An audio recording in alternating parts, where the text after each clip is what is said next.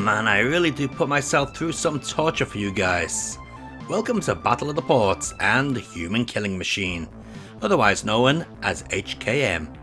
This tripe is a result of Text wanting to make a sequel to the god-awful port of Street Fighter, but failing to get the license after being given the finger from Capcom. Released in 1989, this was touted as a sequel to Text's home computer conversions of Street Fighter, and as you'd expect, the quality level bar is set very low with this game. The game is based upon the engine that Text used for their piss-poor Street Fighter ports, but now with the time limit removed and an energy recovery system added. There are 11 fighters in total, none of which are interesting. Well, maybe besides the ones which are actually animals. Interestingly, in this Amiga version, due to a bug with the character Merkava, his intended graphics never display in-game, instead using graphics from other characters, mainly Miguel. How this was not noticed during development is a mystery, but that's Text for you. So how does this game play? Well, the simple answer is that it doesn't. It is totally broken. The controls are a laggy stiff mess, collision is random and always broken, and as for pulling off any moves, just forget it. Also, have you noticed that the arena backgrounds don't scroll? That is so odd for the fighting game. Another thing that is odd is the lack of ending. I mean, you have to play as Quan, yet they couldn't even be bothered to add an ending for one character. Pathetic. We don't even get a credit scroll. Then again, who'd want their name attached to this mess?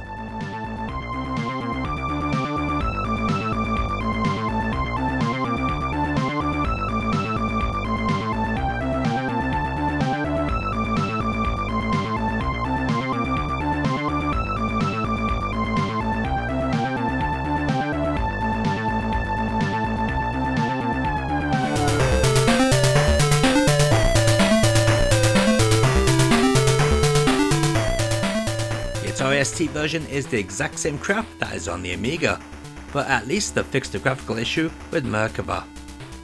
Sadly, I can't show you the actual character because I can't even complete the first round. The only reason I could progress so far on the Amiga version was because it was cracked. This uncracked ST version just shows how poor the game design is.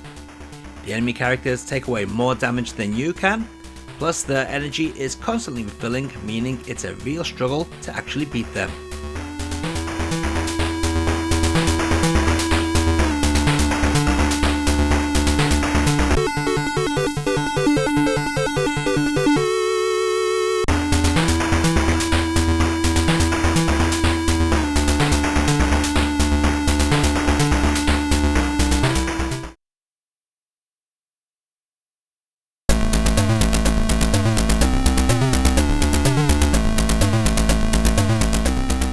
Time to move on to the Amstrad CPC version, and thank god this one is cracked for unlimited health, but still I couldn't be bothered to play through it. The fact that the controls are even more sluggish than the Amiga and ST is bad enough, but having to beat each opponent 3 times and it takes forever is enough to drain the willpower of even the most holy of men on the planet. At least the graphics are reasonable.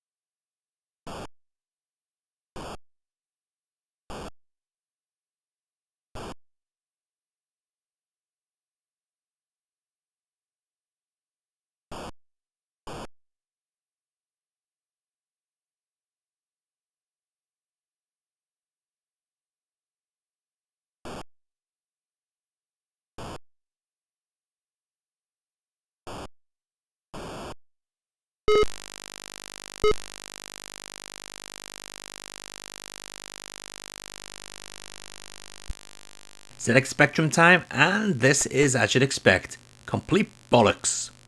Sure, it isn't as laggy as the Amstrad game, but it's still an awful experience. At least the Amstrad had some tunes, this has nothing.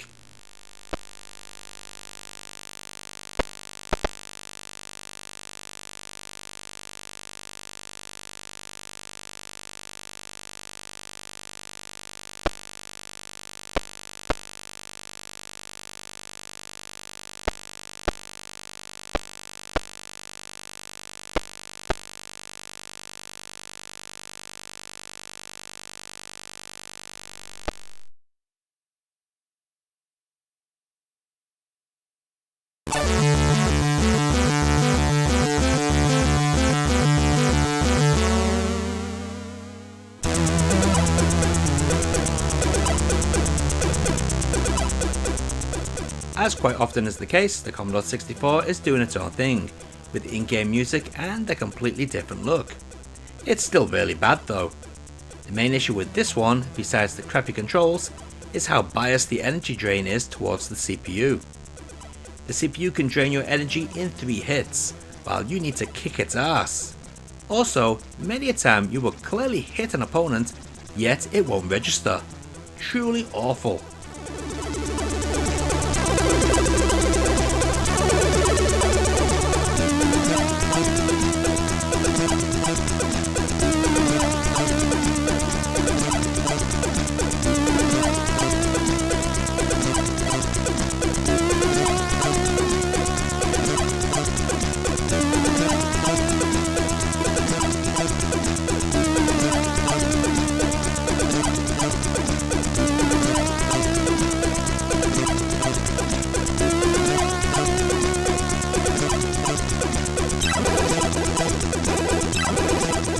And let's take a look at all those heaps of crap running side by side.